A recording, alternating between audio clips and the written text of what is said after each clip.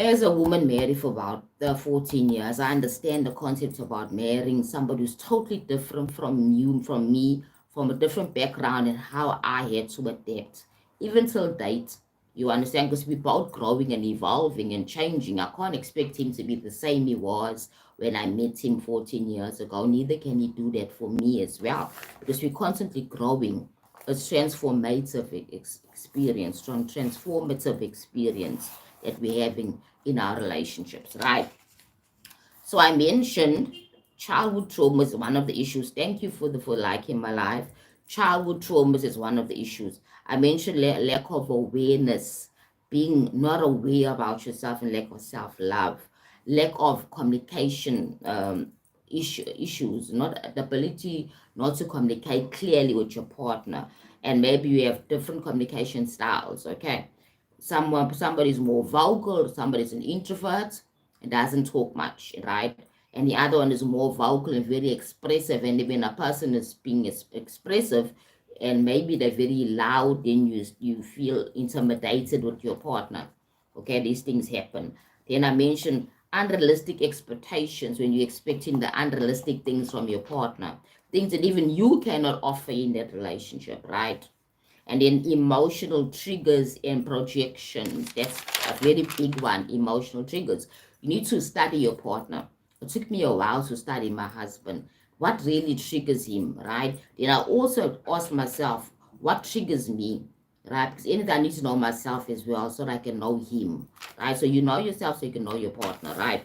Then the differences between values, and it's a very big thing because people have different values. As I said in the beginning, we're all born in a family. Our families have different values and ways of engaging with each other, right?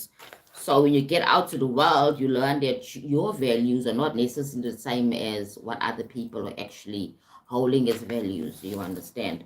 And then also fear of intimacy is another problem. Okay, again, if you never get a healthy uh, expression of what is intimacy from home, you understand, as a child, your parents will teach you about the hugging and the touching and the, that even eye contact, looking at a person. Sometimes in some homes, children are not allowed to look into their parents' eyes. And it depends on the type of culture, right? It can, you know what I'm trying to say. In certain cultures, they say that it's rude for you to look into your elders' eyes.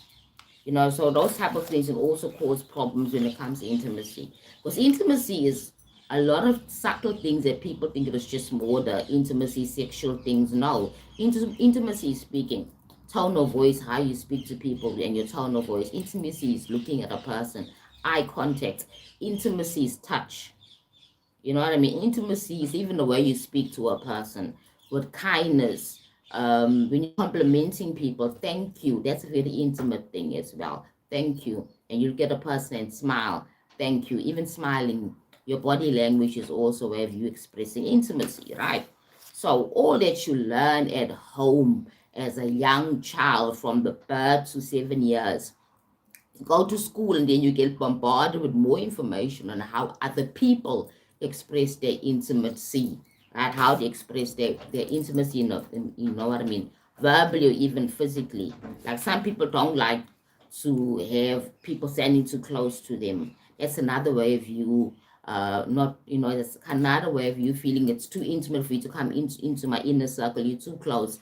I like my space because in my home, that's how we behave. Nobody comes too close to each other. You know what I mean? So all those things, all the subtle ways of way we are being intimate, right? Then the other issue was trauma and nervous system issues.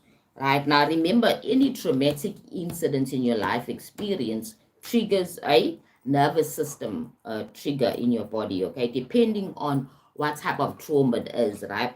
But then again, like trauma affects your body big time, and it affects your nervous system. It even goes as far as affecting certain organs as well, like even your bladder.